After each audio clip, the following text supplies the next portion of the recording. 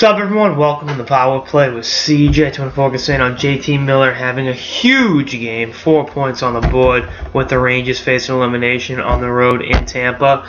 And look, y'all know I'm president of the JT Miller fan club. I've been a fan of the East Palestine, Ohio native for a long time, going back even before his Plymouth Whalers days with the U.S. development team. I love the kid's game, and to see it, I thought Alain Vigneault had some issues in how he used him. I thought he could have been used more effectively, both in these playoffs and previous, in the NHL.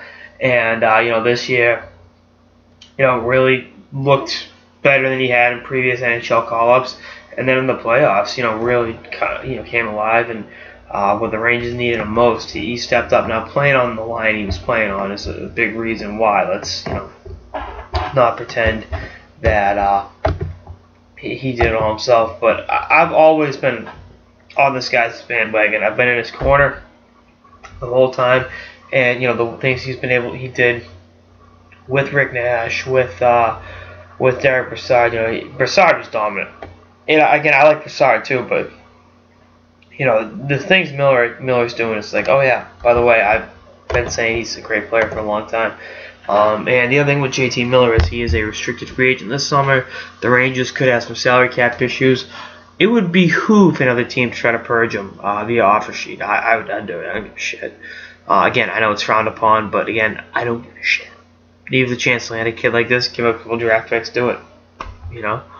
But again, I'm all about what this kid does every night. And I think we're starting to see, he's still only 22. He's a year younger than Kevin Hayes. I think that's one thing people tend to lose track of, is how young these guys are. And it goes in all sports. But, Hayes is, the hot up-and-comer. But Miller's still getting there.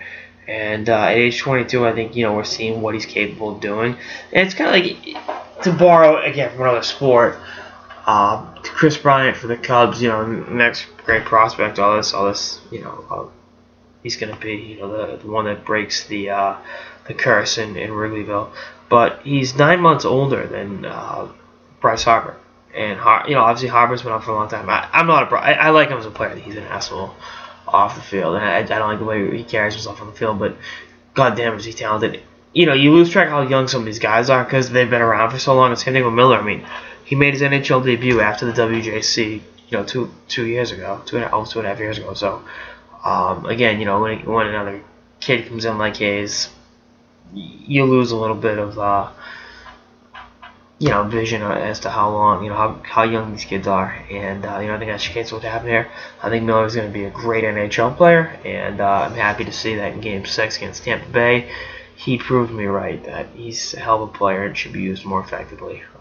And if it's not in New York, it should be elsewhere. He belongs in the show, and again, his performance showed that. Anyway, that's all I got to start of the Power Play with CJ on JT Miller's big game in Game 6 against Tampa Bay. Stay tuned for episodes throughout the playoffs and beyond. Later, guys.